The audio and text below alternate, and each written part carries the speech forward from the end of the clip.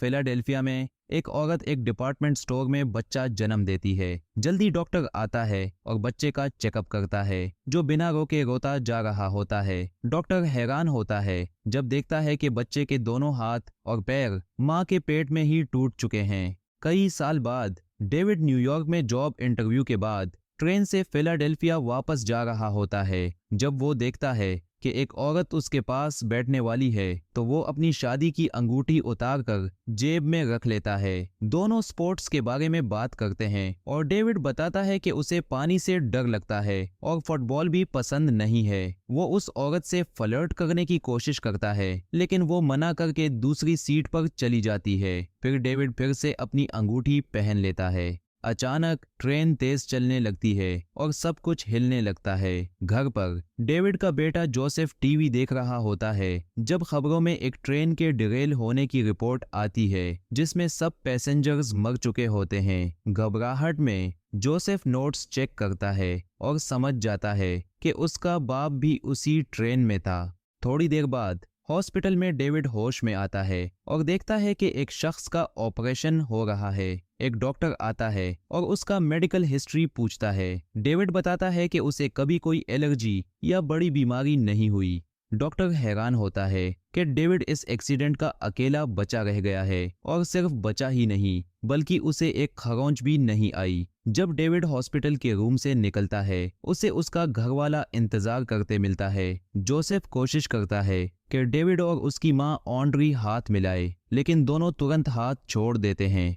बाद में घर पर डेविड ऑड्री से कहता है कि उसे नहीं लगता कि उसे जॉब मिली है, लेकिन वो जल्दी ही शिफ्ट होने वाला है। पता चलता है कि दोनों अलग हो चुके हैं और अलग कमरों में सोते हैं। अगले दिन डेविड उन 177 लोगों की याद में रखी गई मेमोरियल सर्विस में शामिल होता है जो ट्रेन एक्सीडेंट में मर चुके थे। जब सब खत्म होता है, वो अपनी कार के पास जाता है और एक लिफाफा देखता है जिसमें एक कार्ड होता है जिसमें लिमिटेड एडिशन लिखा होता है। अंदर एक नोट लिखा होता है, तुम अपनी जिंदगी में कितने दिन बीमार रहे हो। डेविड अपनी सिक्योरिटी वाली जॉब पर जाता है जो एक फुटबॉल टीम के लिए होती है। उसके जहन में वो कार्ड अभी भी होता है, तो वो सेक्रेटरी से पूछता है कि उसके सिक लीव्स का रिकॉर्ड चेक करे। जब वो प्लेयर्स का ट्रेनिंग देखता है तो नॉस्टैल्जिया महसूस करता है। शाम को उसका बॉस उसे बताता है कि पिछले 5 सालों में उसने एक भी सिक डे नहीं लिया, इस वजह से उसे सैलरी में इजाफा मिल रहा है।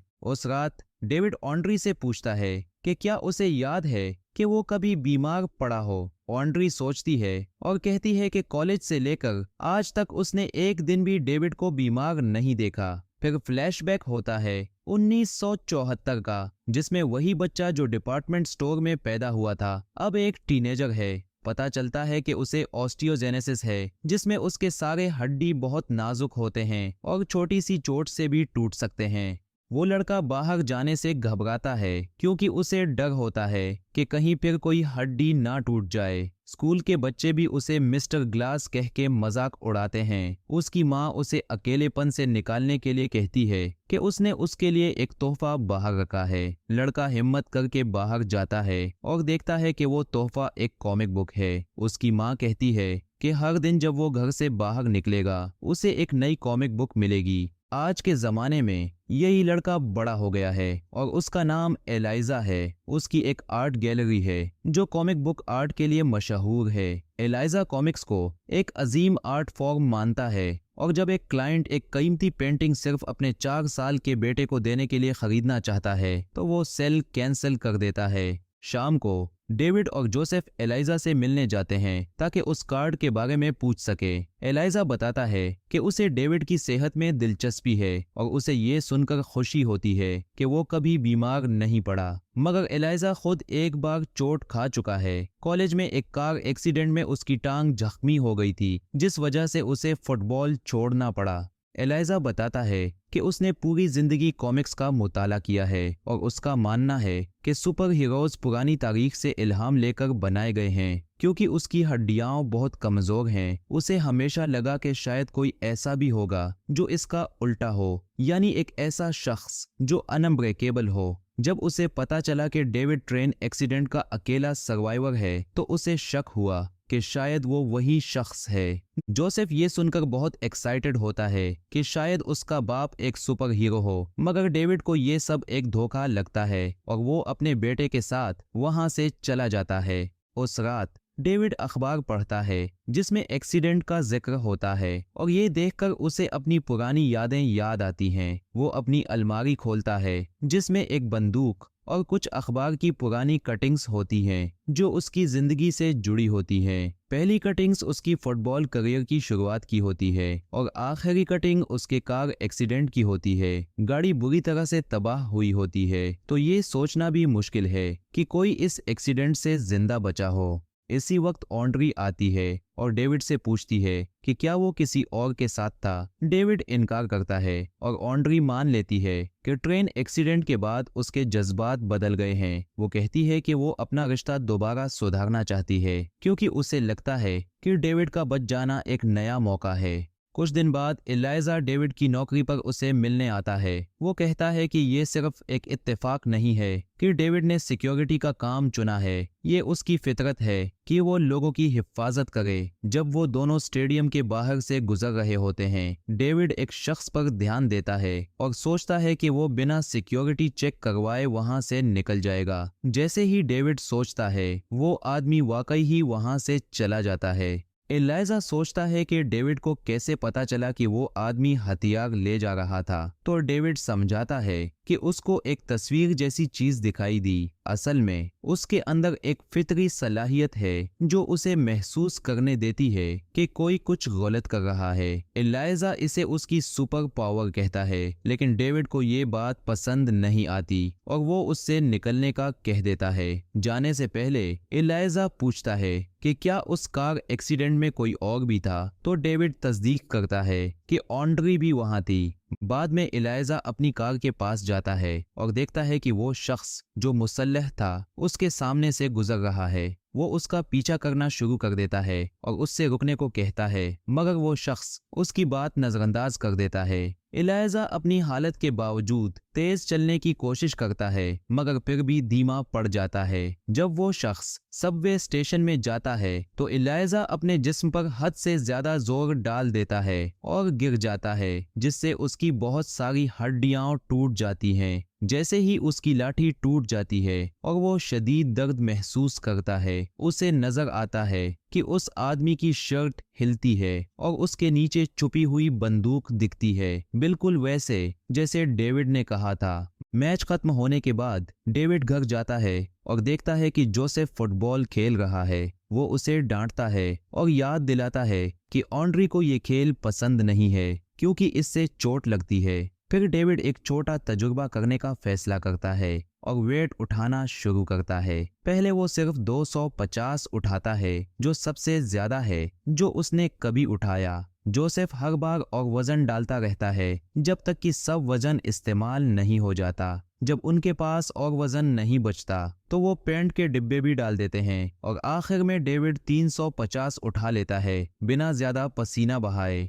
हॉस्पिटल में इलाइजा को बताया जाता है कि उसकी कई हड्डियां टूट चुकी हैं, मगर सबसे बुरी चोट उसकी टांगों में है जहां 14 हड्डियां टूटी हैं और उसे फिजिकल थेरेपी की जरूरत होगी। बाद में वो ऑन्ड्री के साथ फिजियोथेरेपी सेशन अटेंड करता है और मौका देखकर उसकी शादी के बारे में पूछता है, ऐसे जैसे कि वो सिर्फ अपने डॉक्टर को बेहतर समझना चाहता हो। उसे मालूम होता है कि डेविड का कार एक्सीडेंट जो उसे फुटबॉल छोड़ने पर मजबूर कर गया था, वही वजह बनी कि वो दोनों करीब आए, क्योंकि ऑन्ड्री इस खेल को पसंद नहीं करती थी और इससे होने वाले नुकसान से नफरत करती थी। और ज्यादा सवाल करते वक्त इलाइजा गलती से डेविड का नाम ले लेता है, जिस पर ऑन्ड्री शक करने लगती है। इलाइजा अपनी थ्योरी शेयर करता है, मगर ऑन्ड्री समझ नहीं पाती कि इस पर क्या रिएक्शन दे। एक और मैच के दौरान डेविड एक भीड़ के बीच खड़ा हो जाता है और हर बार जब कोई उससे टकराता है तो उसको एक नजर आती है। पहले उसे सिर्फ एक बच्चे की चीखें सुनाई देती हैं, फिर उसे एक आदमी दिखाई देता है जो कचरे से कुछ उठाने की कोशिश कर रहा होता है।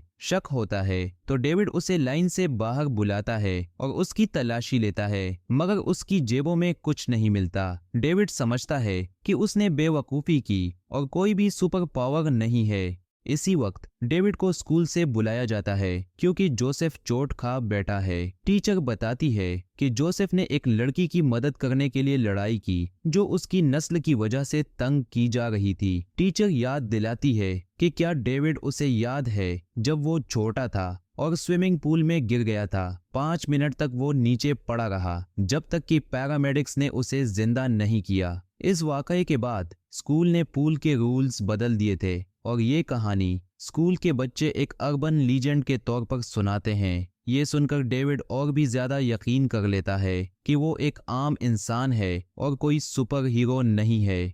स्कूल से निकलने के बाद जोसेफ समझाता है कि उसने लड़ाई इसलिए की क्योंकि वह अपने वालिद की तरह एक हीरो बनना चाहता है। डेविड उसे समझाने की कोशिश करता है कि वह एक आम इंसान है, मगर जोसेफ उसे नहीं मानता।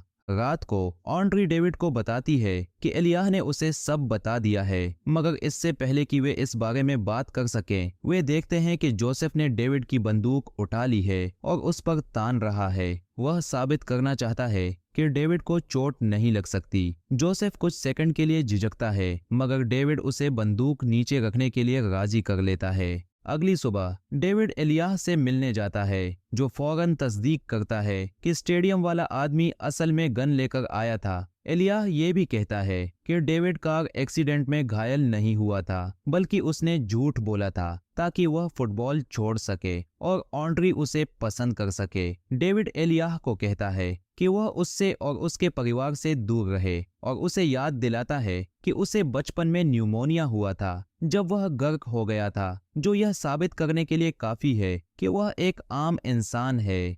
बाद में एलियाह एक कॉमिक बुक स्टोर में जाता है और एक बेहोशी की हालत में रहता है। क्लर्क उसे दुकान बंद करने के लिए निकालने लगता है, मगर एलियाह अपनी व्हील चेयर का पहिया हिलाता रहता है ताकि वह गलती करे। आखिर में एलियाह तब बोलता है जब उसे एक कॉमिक मिलती है जो वह चाहता है। इस दौरान डेविड और ऑन्ड्री जोसेफ को बेबीसिटर के पास छोड़कर एक डेट पर जाते हैं। वे साथ बैठकर ड्रिंक्स पीते हैं और दोबारा एक दूसरे से कनेक्ट होने की कोशिश करते हैं। डेविड इकरार करता है कि उसने हमेशा अपनी फैमिली से फासला बनाया क्योंकि कुछ ठीक महसूस नहीं होता था। जब वे घर वापस आते हैं, बेबीसिटर उन्हें बताती है कि न्यूयॉर्क से कॉल आई थी कि डेविड को नया जॉब मिल गया है, मगर फैमिली यकीन दिलाती है कि वे कहीं नहीं जा रहे। एक और मैसेज एलियाह का होता है जो कह रहा होता है कि हर हीरो की एक कमजोरी होती है और डेविड की क्रिप्टोनाइट पानी है। जवाबों की तलाश में डेविड रात के वक्त उस ट्रेन की मालूमात लेने जाता है जो उसके एक्सीडेंट में शामिल थी। जब वह टूटी हुई ट्रेन का हिस्सा देखता है तो उसे समझ आता है कि कोई आम शख्स इससे जिंदा नहीं बच सकता था। यह देखते ही उसे अपने कार एक्सीडेंट की याद आती है, जिसमें पता चलता है कि वह बिना किसी चोट के निकल आया था, मगर ऑन्ड्री गाड़ी में फंसी हुई थी। डेविड ने अपनी सुपर ताकत से गाड़ी का दरवाजा तोड़ दिया और ऑन्ड्री को बचा लिया। जब दूसरे लोग मदद करने आए तो उसे महसूस हुआ कि यह अजीब है कि उसे कोई चोट नहीं लगी। ये याद करने के बाद डेविड एलियाह को कॉल करता है और इकरार करता है कि उसे कभी कोई चोट नहीं लगी। एलियाह उसे कहता है कि जहां लोग होते हैं वहां जाओ। कुछ देर बाद डेविड भीड़ में जाता है और जानबूझकर लोगों से टकराने लगता है। वह देखता है कि एक औरत क्लर्क का ध्यान हटाकर जेवर चुरा रही है। एक आदमी एक काले ग्रुप पर बोतल फेंककर उनको गालियां दे रहा है और एक शख्स एक बेहोशी की हालत में लड़की का फायदा उठा रहा है। जब वह एक सफाई करने वाले शख्स से टकराता है